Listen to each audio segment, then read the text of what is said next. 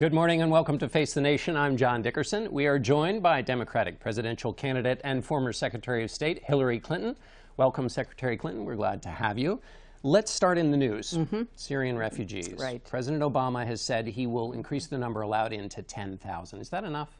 You know, look, we're facing the worst refugee crisis since the end of World War II, and I think the United States has to do more, and I would like to see us move from what is a good start with 10,000 to 65,000 and begin immediately to put into place the mechanisms for vetting the people that we would take in, looking to really emphasize some of those who are most vulnerable, a lot of the persecuted religious minorities, including Christians, and some who have been brutalized, like the Yazidi women.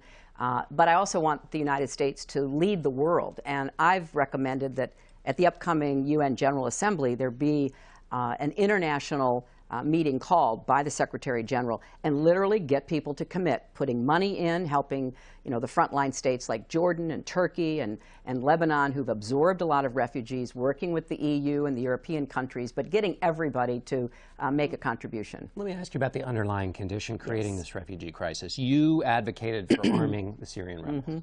That was then ultimately put in place. We now hear that that is not going well at all. Out of 12,000 Syrians that have been trained, there are only a handful that can actually fight.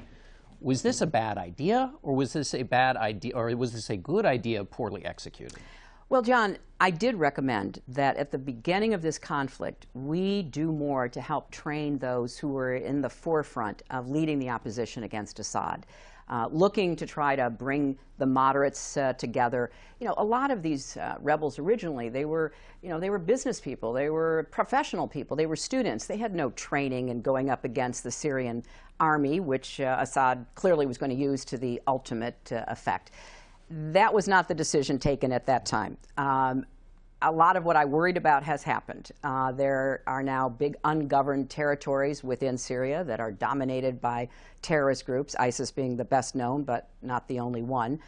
You have Iran and Russia increasingly moving in to support Assad in his constant bombardment against his own people, and then you have these millions of refugees. So where we are today is not where we were, and where we are today is that we have a failed program. You heard the testimony. 5 people trained for $500 million, $500 million.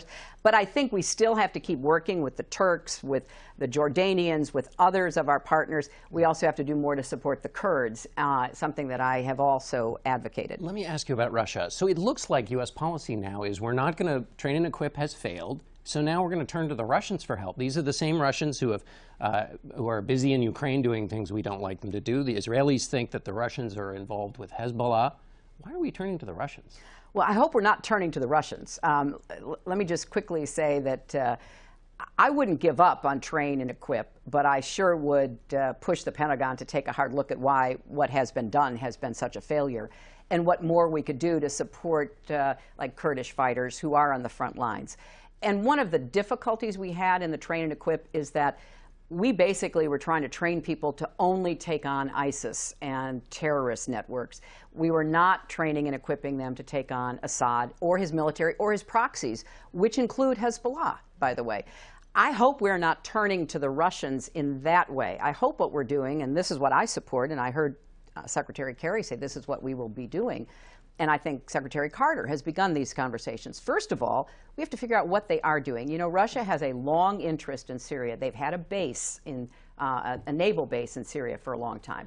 They have a connection because a lot of Syrians were educated in the Cold War in Moscow, and a lot of Russians actually moved to Syria. So they have not only deep links to Syria and Syrians, but they intend to support Assad for their own reasons. And we need to really unpeel what it is they're trying to accomplish and work with others to try to contain them. And I want to just end by saying, if they are providing any equipment to Hezbollah, if they are supporting Hezbollah, which is the main fighting force on behalf of the Iranians to support Assad, but also a deadly threat to Israel, then we have got to take actions, whether they're tougher sanctions or other kinds of actions, to try to prevent that from happening.